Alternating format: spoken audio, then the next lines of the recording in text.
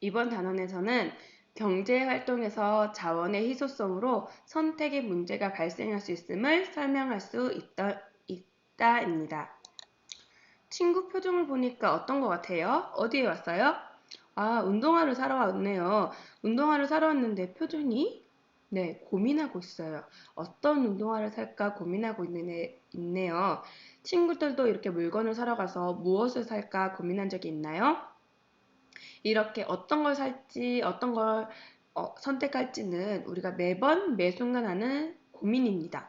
이번 단원에서는 이런 선택을 해야 할 순간이 왔을 때 현명하게 선택할 수 있는 것을 공부해 보도록 할게요.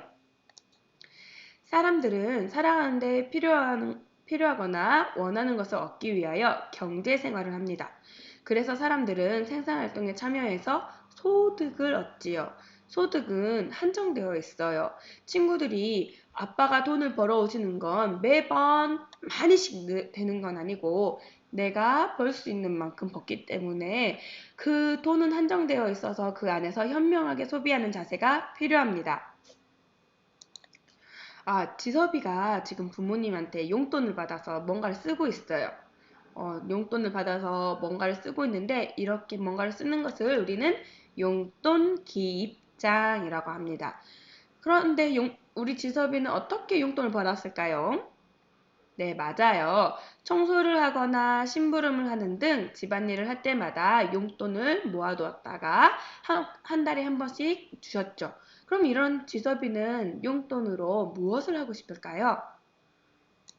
지섭이는 야구를 좋아해서 야구 방망이도 사고 싶고 야구 장갑도 사고 싶고 야구 공도 사고 싶고 포스 여기 얼굴에 쓰는 보호대도 사고 싶습니다. 하지만 지섭이는 이걸 다 살 수가 없어요. 돈이 부족하기 때문이겠죠. 자, 그러면 지섭이는 어떤 선택을 했을지 한번 알아보도록 합시다. 우리는 이렇게 지섭이처럼 물건을 살 때도 고민하겠지만 물건을 만들 때도 고민을 합니다. 야, 우리 농부가 이번에는 농약을 안 쓰고 어떤 방법으로 재배를 할지부터 작년에는 배추가 비쌌으니까 배추를 더 살까? 심을까? 하지만 다 못 팔면 손해를 받을 거야. 양파와 마늘을 심고 싶은데 밭이 부족해. 그러면 양파를 더 심을까? 마늘을 심을까? 이런 것들도 물건을 사는 사람뿐만 아니라 물건을 만드는 사람들도 이런 고민을 합니다. 물론 물건 만드는 사람들만 고민하는 건 아니에요. 이렇게 빵집에서도 문제가 일어나는데 어제는 팥빵이 많이 팔렸으니까 오늘 더 많이 만들까? 이것도 고민하고 밀가루 값이 많이 올랐으니까 빵값도 올려야 할까? 이렇게 얼마를 받을지도 고민합니다. 물론 빵집에서는 어떤 빵이 맛있을까? 어떤 빵을 살까? 하는 사는 사람의 문제도 생기지요. 우리가 살 수 있는 돈은 한정되어 있어요. 소득은 한정되어 있기 때문에 모든 걸 다 할 수는 없어요. 지섭이도 마찬가지네요. 그래서 양구장갑을 사기로 했는데 누나 생일이 곧이에요. 누나는 얼마 전부터 책을 갖고 싶다고 말했습니다. 하지만 누나 책을 사버리면 야구장갑을 살 수가 없어요. 이렇게 지섭이는 누나 생일 선물도 사고 야구 장갑도 살 수 있는 방법이 없어요. 왜 모두 살 수 없을까요? 이렇게 지섭이가 가지고 있는 돈으로 누나 생일 선물과 야구 장갑을 모두 살 수 없는데 이것은 자원의 희소성 때문입니다. 이런 희소성이 뭐냐면 그 수나 양이 매우 적고 드물다라는 뜻입니다. 경제활동에서 선택의 문제는 자원의 희소성 때문에 일어납니다.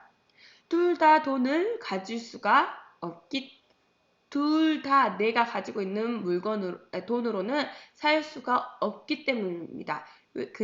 왜 그러냐면 누나의 생일 선물도 희소성이 있고 자원의 야구 장갑에도 희소성이 있고 제 돈에도 지섭이의 돈에도 희소성이 있기 때문에 같은 가치로 받아들여야 하기 때문에 두 개 다 살 수가 없어요.